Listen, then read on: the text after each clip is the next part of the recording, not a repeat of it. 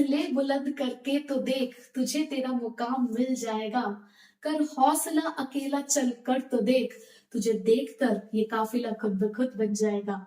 जी हाँ बच्चों, भले ही आज हो सकता है कि आप अपने इस रास्तों पर अकेले ही चल रहे हो, लेकिन आपको देखकर, आपकी सफलता को देखकर आपके पीछे भीड़ खुद ब खुद आ जाएगी।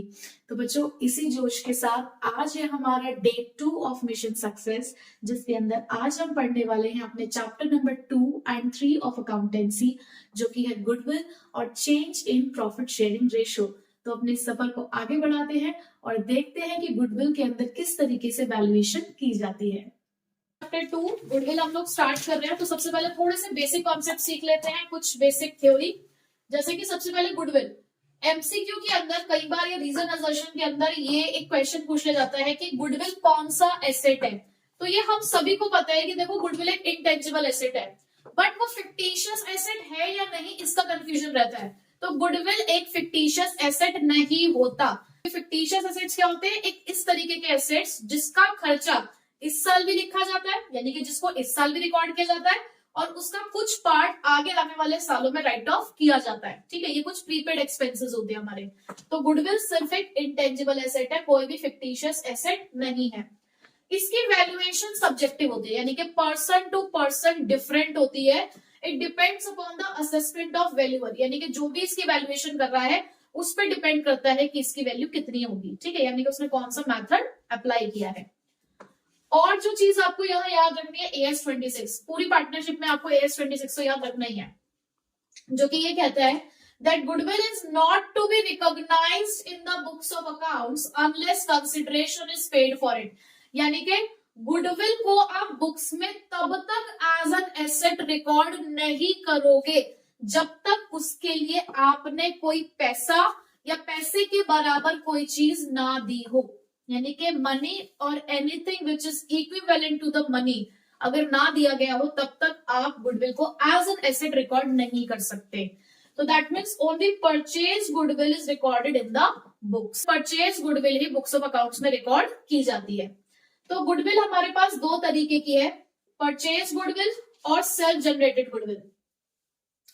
AS26 जिस गुडविल के बारे में बात करता है वो परचेज गुडविल ही है, क्योंकि उसके लिए आप कुछ कंसिडरेशन पे करते हो।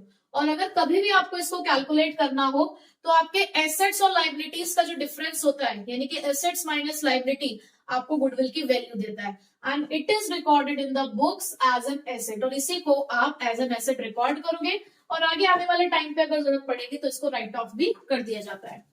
उसके बाद सेल्फ जनरेटेड गुडविल क्या होती है, जो बहुत सारे अदर फैक्टर्स की वजह से अराइज होती है, जैसे कि आपकी the quality of your product, efficient management हो गया, एक्सेस टू द सप्लायर्स। तो ये बहुत सारे ऐसे फैक्टर्स हैं जो गुडविल को अफेक्ट करते हैं। तो फैक्टर्स अफेक्टिंग गुडविल है हमारे पास जो टॉपिक, वो सारे फैक्टर्स सेल्फ जनरेटेड गुडविल को अराइज करते हैं। यानी कि पैसे के अलावा अगर किसी फैक्टर की वजह से आपकी गुडविल अराइज हो रही है तो वो सेल्फ जनरेटेड गुडविल है और इससे बुक्स ऑफ अकाउंट्स में रिकॉर्ड नहीं किया जाता, क्योंकि AS26 हमें अलाउड नहीं करता ऐसी गुडविल को रिकॉर्ड करना। ठीक है, उसके बाद इस चैप्टर में बेसिकली जो आपको प्रैक्टिकल क्वेश्चंस करने हैं वो इस टॉपिक के करने हैं, वैल्यूएशन ऑफ गुडविल के। तो methods of valuation of goodwill हमारे पास तीन है, एवरेज प्रॉफिट, सुपर प्रॉफिट और कैपिटलाइजेशन। एवरेज प्रॉफिट में भी फर्दर टू मेथड्स है हमारे पास, सिंपल एवरेज और वेटेड एवरेज। सुपर प्रॉफिट का कोई फर्दर क्लासिफिकेशन नहीं है। कैपिटलाइजेशन में हमारे पास दो है, capitalisation of average profit and capitalisation of super profit. अब इनके क्या किस तरीके से इनको सॉल्व करना है ये हम डायरेक्ट क्वेश्चन के साथ ही करेंगे। ठीक है, तो अब हम कर रहे हैं एनसीईआरटी के इलिस्ट्रेशन, जिसमें हम करने जा रहे हैं इलिस्ट्रेशन नंबर 9। ये एवरेज प्रॉफिट पे बेस्ड है। आपको स्टेप्स बता देती हूँ कि क्या करना है। आप फर्स्ट स्टेप में कैलकुलेट करोगे एवरेज प्रॉफिट, और एवरेज प्रॉफिट कैसे निकालोगे, टोटल प्रॉफिट्स अपॉन में नंबर ऑफ ईयर्स। अगर क्वेश्चन में ऑलरेडी एवरेज प्रॉफिट गिवन है तो बहुत अच्छी बात है, नहीं गिवन है तो पहले आपको निकालना पड़ेगा। सेकंड स्टेप गुडविल, जहां पर आप एवरेज प्रॉफिट को मल्टीप्लाई करोगे नंबर ऑफ ईयर्स परचेज से। अब देखो एवरेज प्रॉफिट क्या होता है ये शायद आप सभी को पता होगा कि जितने भी हमारे नंबर ऑफ ईयर्स है उसमें हमने अलग अलग प्रॉफिट अर्न किया है। हम जानना चाहते हैं कि ऑन एन एवरेज हमारी कंपनी कितना प्रॉफिट अर्न करती है। तो सिंपल जैसे आप मीन कैलकुलेट करते हो बेसिकली वही हमने फॉर्मूला यहाँ पे अप्लाई किया। अब इसी के बेसिस पे जब गुडविल कैलकुलेट कर रहे हैं तो एवरेज प्रॉफिट को मल्टीप्लाई कर रहे हैं नंबर ऑफ ईयर परचेज से। अभी नंबर ऑफ ईयर परचेज क्या होता है, जब भी हम किसी का बिजनेस खरीदते हैं और उसकी गुडविल भी जब हम खरीदते हैं, वो गुडविल भी खरीदी और बेची जाती है। जब किसी का बिजनेस खरीदा जाता है तो उसकी गुडविल भी खरीदी जाती है। अब ये गुडविल आपको कितने सालों के लिए खरीदनी है। देखो जब आपने स्टार्टिंग में किसी की गुडविल को खरीदा होगा, किसी का बिजनेस खरीदा होगा, तो लोगों के माइंड में पुराने वाले बिजनेस की गुडविल होगी। लोगों के माइंड में पुराने वाले बिजनेस की गुडविल होगी। ये नहीं कि आपने उनका बिजनेस खरीद लिया तो कस्टमर अब आपके हो गए, नहीं। अभी कस्टमर अपनी पुराने वाली कंपनी को जानते हैं, तो आप क्योंकि उनके एफर्ट से जनरेट हुई हुई गुडविल को खरीदना चाहते हो, तो आपको क्या लगता है कि ऐसे कितने सालों तक लोग पुराने वाली कंपनी को याद रखेंगे। तो हम यहाँ पर कुछ ईयर्स एस्टिमेट कर लेते हैं कि हम ऐसा मानकर चल रहे हैं कि 3 साल 4 साल या 5 साल तक हम इनकी गुडविल को परचेज कर रहे हैं। उसके आगे की जो गुडविल होगी वो हमारे एफर्ट से होनी शुरू हो जाएगी, तो उस गुडविल को हम अपने अकॉर्डिंग लिखेंगे। ठीक है, तो इसलिए इसको मल्टीप्लाई किया जाता है नंबर ऑफ ईयर परचेज से। ठीक, अब देखो अगर क्वेश्चन में आपको प्रॉफिट ही करेक्ट वाले दे रखे तो ठीक। कई बार क्या होता है कि हमारे प्रॉफिट्स में कुछ एडजस्टमेंट होनी होती है। आपको क्वेश्चन में एबनॉर्मल प्रॉफिट्स दे रखे होते हैं या एबनॉर्मल लॉस दे रखे होते हैं, आपको बनाना होता है नॉर्मल प्रॉफिट, और क्वेश्चन में आपको दे रखा है कैसा प्रॉफिट, एबनॉर्मल। अब एबनॉर्मल से मतलब क्या है कि भाई उसमें कुछ मिस्टेक, उसमें कुछ ऐसे गेन्स या ऐसे लॉसेस हैं जो हमेशा नहीं होते। दो तरीके के गेन होते हैं, एबनॉर्मल और नॉर्मल। नॉर्मल का मतलब है जो अपने बिजनेस के अंदर हमें हो जाते हैं। एबनॉर्मल मतलब जो कभी कभी होते हैं, जैसे कि आपको किसी इंश्योरेंस कंपनी से इंश्योरेंस क्लेम रिसीव हुआ, या आपने अपना कोई फिक्स एसेट बेचा तो आपके पास पैसे आए, ये एबनॉर्मल गेन है। और एबनॉर्मल लॉसेस क्या हो सकते हैं, लॉस बाय फायर, आपका स्टॉक जो है वो खराब हो चुका है, अर्थक्वेक आ गया तो आपके स्टॉक का नुकसान हो गया, तो इस तरीके के नुकसान एबनॉर्मल लॉसेस कहलाते हैं। तो ऐसे में अपने प्रॉफिट को नॉर्मल बनाने के लिए आप प्लस करते हो एबनॉर्मल लॉसेस और माइनस करते हो एबनॉर्मल गेन्स। ठीक है, एबनॉर्मल लॉसेस को हम प्लस क्यों कर रहे हैं, क्योंकि पहले आपने उन्हें माइनस कर दिया होगा, तो करेक्ट करने के लिए आप उसे फिर से प्लस कर दोगे। एबनॉर्मल गेन आप माइनस क्यों कर रहे हैं, क्योंकि पहले आप उसे प्लस कर चुके थे। ठीक है, तो इस तरीके से आप नॉर्मल प्रॉफिट कैलकुलेट कर सकते हो और उसके बाद उनका टोटल निकालना है। तो बस यही स्टेप है हमारे पास एवरेज प्रॉफिट मेथड में। तो अब देखते हैं इलस्ट्रेशन नंबर 9 क्या कहता है। The profit for the 5 years of a firm R S follows. आपको 5 साल के प्रॉफिट दे रखे हैं क्वेश्चन के अंदर, कब से कब तक, 2013 से लेकर आपका 2017 तक के प्रॉफिट है। तो पहले आपने ईयर लिख दिए, अब आप यहाँ पे लिखोगे प्रॉफिट्स। प्रॉफिट्स दे रखे हैं 4 लाख, प्रॉफिट हमारे पास 4 लाख, 3,98,000, 4,50,000, 4,45,000 और 5 लाख। अब आपने क्या करना है, सिर्फ सीधे सीधे इसका टोटल कर लेना। आ रहा है आपका 21,93,000। ठीक है, ये आपको टोटल प्रॉफिट मिल गया। एवरेज निकालोगे 21,93,000 डिवाइडेड बाय 5, 4,38,600। ठीक है, अब नेक्स्ट आपको कैलकुलेट करना है गुडविल को। तो गुडविल के लिए एवरेज प्रॉफिट तो आ चुका है, नंबर ऑफ ईयर परचेज कितना है वो चेक करते हैं। तो लिखा है calculate goodwill of the firm on the basis of 4 year purchase of 5 years average profit, यानी कि 5 साल के एवरेज प्रॉफिट के बेसिस पर आपने 4 साल के लिए गुडविल को खरीदा है। तो इंटू करेंगे आप इसको 4 से, तो ये आ गया 17,54,400। ठीक है, तो ये आपका था सिंपल एवरेज प्रॉफिट मेथड, जिसमें आपने जस्ट क्या किया, सारे प्रॉफिट्स का टोटल किया, नंबर ऑफ ईयर से डिवाइड कर दिया, फिर उसी एवरेज प्रॉफिट को आपने नंबर ऑफ ईयर परचेज से मल्टीप्लाई। ठीक है, तो अब हमें स्टार्ट करना है illustration number 11, weighted average profit method का क्वेश्चन है। लिखा है calculate the goodwill of the firm on the basis of 3 years purchase of weighted average profit of the last 4 years। पिछले 4 साल के प्रॉफिट का, पिछले 4 साल के प्रॉफिट के वेट्स के बेसिस पर आपको अपनी गुडविल को कैलकुलेट करना है 3 साल के लिए। 3 years परचेज आपको क्वेश्चन में गिवन है। 4 साल के आपको प्रॉफिट्स भी दे रखे हैं, मैंने यहाँ पर लिख दिया है। बट हम अभी डायरेक्ट क्वेश्चन को सॉल्व नहीं कर सकते, क्यों? क्योंकि देखो एक तो क्वेश्चन में आपके पास कुछ वेट्स दे रखे हैं जो हर साल के लिए हैं, बट उन वेट्स का इस्तेमाल हम तब कर पाएंगे जब ये प्रॉफिट करेक्ट हो जाएंगे। प्रॉफिट को हमें करेक्ट करना है क्योंकि नीचे कुछ आपको एडजस्टमेंट्स दे रखी है। तो एडजस्टमेंट नंबर 1 है ऑन सितंबर 1, 2014। अब आप मुझे बताओ ये जो मैंने सितंबर 1, 2014 बोला है, ये कौन से साल की बात है? तो ऑन 1 सितंबर 2014, अब देखो 1 सितंबर 2014 आपका कहां पर है, कौन सा ईयर है? ये वाला ईयर लिया जाएगा। देखो क्वेश्चन में मेंशन नहीं है कि आपका ईयर एंड कौन सा है, मार्च 31 है या दिसंबर 31 है। तो एक सिंपल सा लॉजिक बताती हूँ मैं आपको। अगर ये मार्च 31 वाला होता तो वो आपको ईयर ऐसे देते 11, 12, 12, 13, 13, 14, 14, 15। अगर उन्होंने सिंपल ऐसे लिख के दे दिया 12 का इतना है, 13 का इतना, 14 का इतना, दैट मींस वो 31 दिसंबर है। ठीक है, तो इसीलिए हम इसको ये वाले ईयर को चूज कर रहे हैं। बट यही अगर मार्च वाला होता तो ये वाला ईयर चूज किया जाता। ठीक है, तो यहाँ की बात हुई है, इस साल में कुछ प्रॉब्लम हुई है क्या? A major plant repair was undertaken for 6,000 which was charged to revenue। क्या गड़बड़ की हमने? 6,000 रुपए की कोई रिपेयर कराई थी, ठीक है, उस रिपेयर को हमने रेवेन्यू एक्सपेंडिचर मान लिया।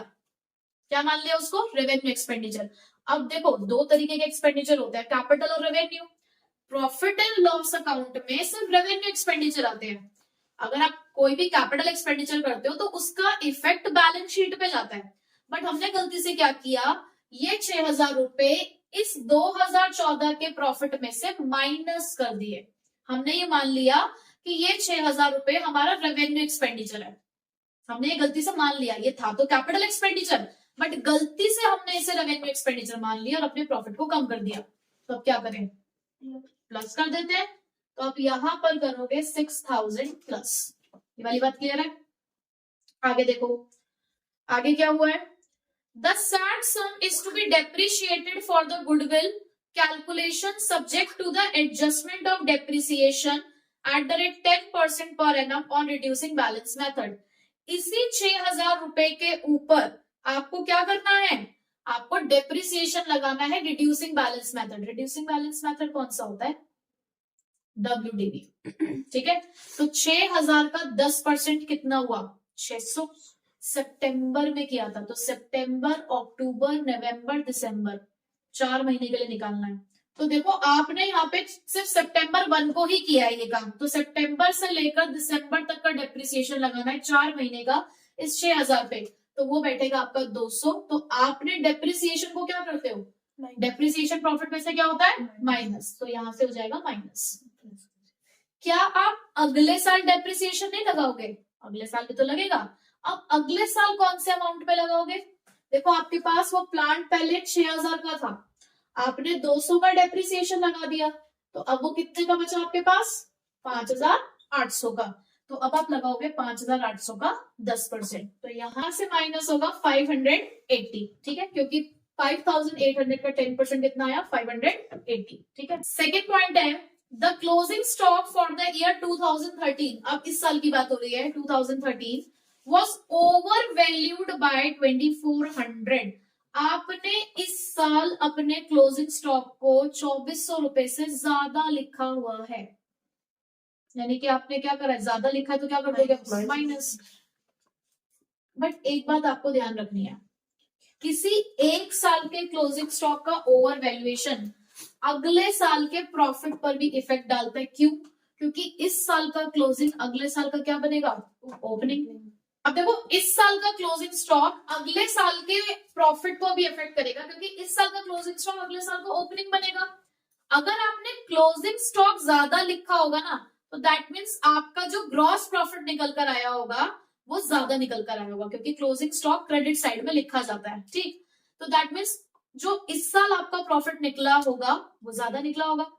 अब यही वाला क्लोजिंग स्टॉक अगले साल को ओपनिंग बनेगा, और ओपनिंग स्टॉक किस साइड लिखा जाता है? Debit side. तो वो आपके प्रॉफिट को कम कर देगा। सीधी सी बात है, अगर आप क्लोजिंग स्टॉक ज्यादा लिखते हो, ठीक है, इस साल अगर ज्यादा लिखते हो तो उससे प्रॉफिट ज्यादा आता है, लेकिन अगर आप ओपनिंग स्टॉक ज्यादा लिखते हो तो प्रॉफिट कम हो जाता है। क्लोजिंग स्टॉक और प्रॉफिट के बीच में डायरेक्ट रिलेशनशिप होता है, और ओपनिंग स्टॉक और प्रॉफिट के बीच में इनवर्स रिलेशनशिप होता है। तो इस क्लोजिंग स्टॉक का इफेक्ट अगले साल के ओपनिंग स्टॉक पे पड़ा, ओपनिंग स्टॉक बढ़ गया, ओपनिंग स्टॉक बढ़ जाने की वजह से प्रॉफिट क्या हो गया होगा अगले साल, कम। तो उसे ठीक करने के लिए आपको क्या करना पड़ेगा, अब प्लस, ठीक है। तो यहाँ पे आप 2400 को करेंगे प्लस। क्लियर, आगे चलते हैं। To cover the management cost, an annual charge of 4800 should be made for the purpose of goodwill valuation. कोई मैनेजमेंट कॉस्ट थी 4800 की, हर साल देनी होती है, आपने लिखी नहीं है। 800 की कॉस्ट, अब बोलो 4800 की कॉस्ट थी जो आपको हर साल लिखनी है, वो आपने लिखी नहीं है, तो हर साल में से आप उसे क्या कर देंगे, माइनस। बस अब जो आपके प्रॉफिट्स निकल कर आएंगे वो आपके करेक्ट प्रॉफिट्स हैं। तो इसे सॉल्व करके अब आपके ये नॉर्मल प्रॉफिट्स निकल के आ चुके हैं। अब आपको क्या करना है, इनको मल्टीप्लाई करना है वेट से। आपको क्वेश्चन में हर साल के वेट्स असाइंड है, जैसे कि 2012 को वेट दिया है 1, फिर इसको 2, इसको 3, इसको 4। आपको इन दोनों को मल्टीप्लाई करना है और निकालना है वेटेड प्रॉफिट। वेटेड प्रॉफिट के लिए क्या करना है, नॉर्मल प्रॉफिट्स को वेट से मल्टीप्लाई करना है। मल्टीप्लाई करने के बाद हमारे पास ये वेटेड प्रॉफिट्स आए। आपको करना है दोनों का टोटल, आपको वेट्स का टोटल भी करना है और वेटेड प्रॉफिट का टोटल भी करना है। अब आगे का प्रोसेस क्या है, देखो फर्स्ट स्टेप होता है इसके अंदर वेटेड एवरेज प्रॉफिट निकालना। वेटेड एवरेज प्रॉफिट कैसे निकलता है, the summation of weighted profits, the summation of weighted profits divided by summation of weights, ठीक है। तो आपके पास वेटेड प्रॉफिट्स कितने हैं, 2,19,280 और वेट्स का टोटल है 10, तो आपके पास वेटेड एवरेज प्रॉफिट निकल कर आया 21,928। अब गुडविल कैसे कैलकुलेट करनी है, वेटेड एवरेज प्रॉफिट इनटू में नंबर ऑफ ईयर्स परचेज। अब देखो वेटेड एवरेज प्रॉफिट था हमारे पास 21,928 और नंबर ऑफ ईयर परचेज हमें स्टार्टिंग में मिल गए थे 3, तो आया 65,784। तो ये हमने दो मेथड कर लिए हैं। एवरेज प्रॉफिट के जो दो मेथड थे, सिंपल प्रॉफिट और वेटेड एवरेज प्रॉफिट। ये थोड़ा सा क्वेश्चन इसलिए टिपिकल लगा क्योंकि इसमें एडजस्टमेंट्स थी। ये एडजस्टमेंट्स किसी भी मेथड में आ सकती हैं, तो पहले आपको नॉर्मल प्रॉफिट बनाना होता है, उसके बाद आप आगे इसको सॉल्व करते हो, ठीक है। हाँ जी, तो अब नेक्स्ट चलते हैं इलिस्ट्रेशन नंबर 13 की तरफ। The capital of the firm of Anu and Binu is rupees 1 lakh and the market rate of interest is 15%. Annual salary to the partner is 6,000 each. The profit for the last 3 years were 30,000, 36,000 and 42,000. Goodwill is valued at 2 years purchase of last 3 years average super profit. हमें number of year purchase तो मिल गया इसके अंदर की 3 साल है, but method कौन सा है, एवरेज सुपर प्रॉफिट। अब सुपर प्रॉफिट मेथड कैसे होता है सॉल्व, तो उसके स्टेप्स देखो। सबसे पहले स्टेप जो होता है इसके अंदर वो है एवरेज प्रॉफिट। अभी जो मैंने आपको प्रीवियस क्वेश्चन कराए उसमें आप एवरेज प्रॉफिट निकालना सीख चुके हो।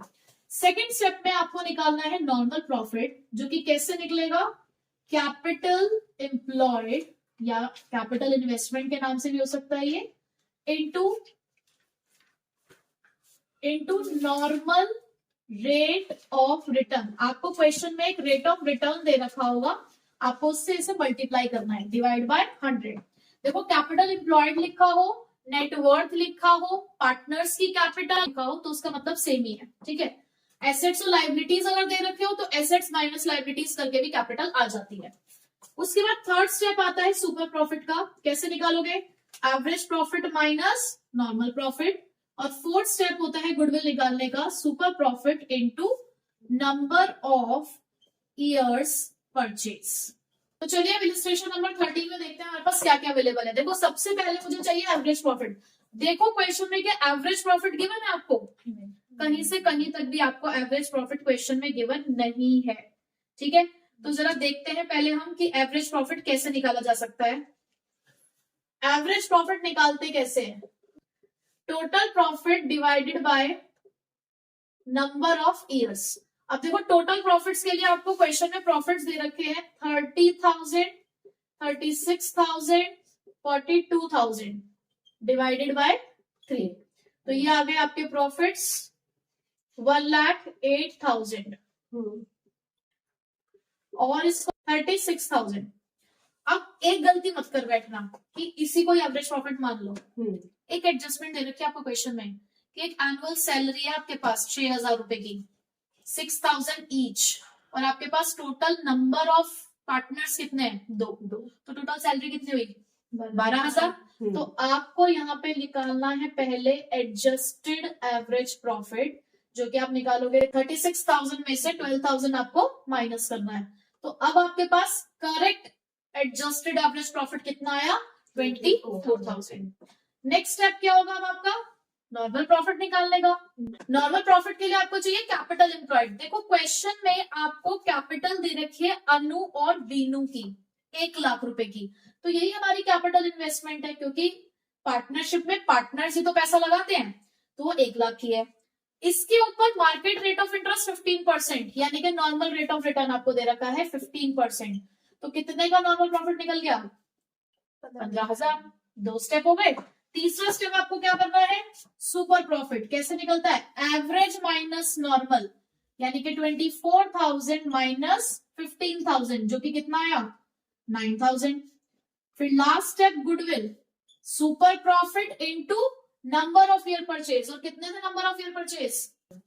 तो नंबर ऑफ ईयर परचेज कितने हमारे पास? 2। तो आपकी गुडविल की वैल्यू आ गई 18,000। ठीक है, तो ये हमारा सुपर प्रॉफिट मेथड हो गया। बस आपको एडजस्टमेंट्स का ध्यान रखना है, अदरवाइज तो कुछ प्रॉब्लम नहीं है। अगर आपको स्टेप्स पता है तो इजीली सॉल्व कर सकते हो। अब हमारे पास ये 2 टॉपिक रह गए हैं लास्ट के, कैपिटलाइजेशन ऑफ एवरेज प्रॉफिट और कैपिटलाइजेशन ऑफ सुपर प्रॉफिट। तो कैपिटलाइजेशन ऑफ एवरेज प्रॉफिट में हमारे पास 3 स्टेप है। देखो दोनों ही मेथड के अंदर, चाहे कैपिटलाइजेशन ऑफ सुपर प्रॉफिट हो चाहे एवरेज प्रॉफिट हो, आपको यहाँ पे नंबर ऑफ ईयर परचेज नहीं मिलेंगे। यानी कि अगर कभी भी आप कोई क्वेश्चन ऐसा देखो जहां पर आपको गुडविल कैलकुलेट करनी है, उन्होंने लिखा नहीं है कि किस मेथड से करनी है, और क्वेश्चन में नंबर ऑफ ईयर परचेज नहीं दे रखा, तो घबराना नहीं है कि ये तो गुडविल निकलेगी नहीं। ये मेथड उन्हीं के लिए है जहां पर नंबर ऑफ ईयर परचेज नहीं दे रखा होता। ठीक है, तो पहला स्टेप क्या है? कैपिटलाइज्ड वैल्यू निकालनी है आपको। कैसे निकालोगे? एवरेज प्रॉफिट इनटू 100 अपॉन में नॉर्मल रेट ऑफ रिटर्न। फिर आप निकालोगे नेटवर्थ, यानी कि कैपिटल इन्वेस्टमेंट ही। कैसे निकालोगे? Assets minus liabilities. उसके बाद इन दोनों का डिफरेंस आपकी गुडविल है। ठीक है, यानी कि फर्स्ट स्टेप में से सेकंड स्टेप माइनस करोगे तो गुडविल मिल जाएगी।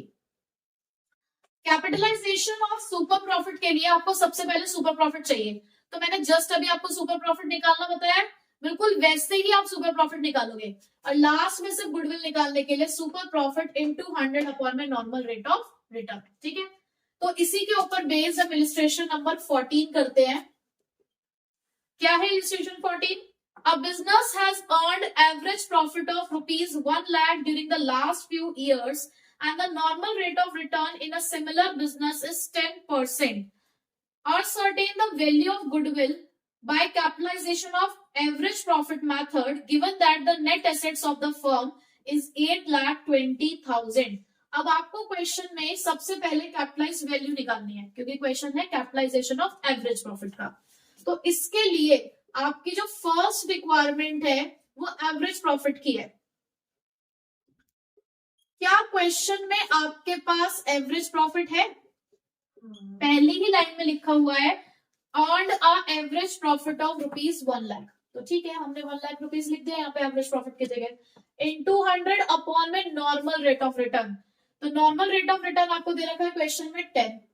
दैट मीन्स कैपिटलाइज वैल्यू कितनी आ गई? 10 lakh.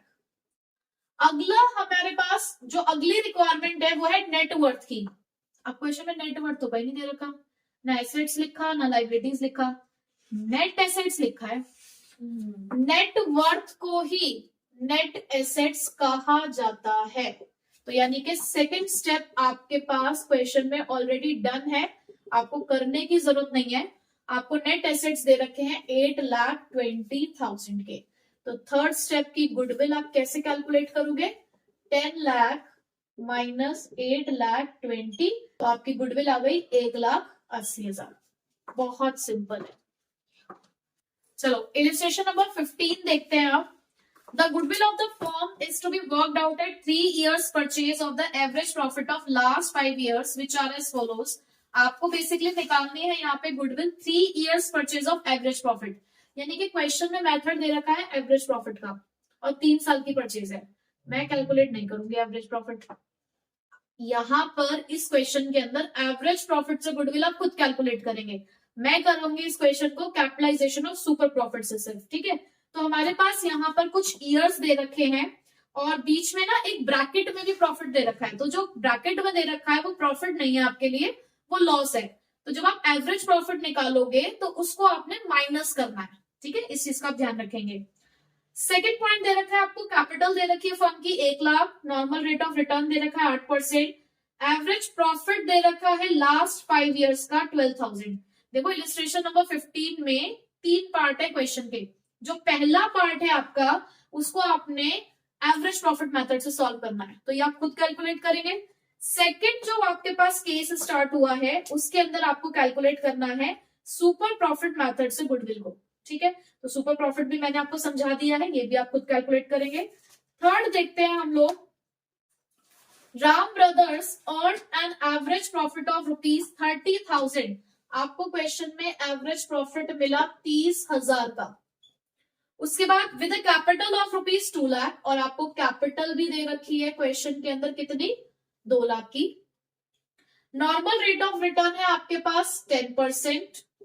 Using the capitalisation of super profit method work out the value of goodwill of the firm. आपको क्या करना है, गुडविल कैलकुलेट करनी है कैपिटलाइजेशन ऑफ सुपर प्रॉफिट से। भाई मेरी सबसे पहली रिक्वायरमेंट सुपर प्रॉफिट है, तो सुपर प्रॉफिट निकलता कैसे है, सुपर प्रॉफिट का फॉर्मूला होता है एवरेज माइनस नॉर्मल।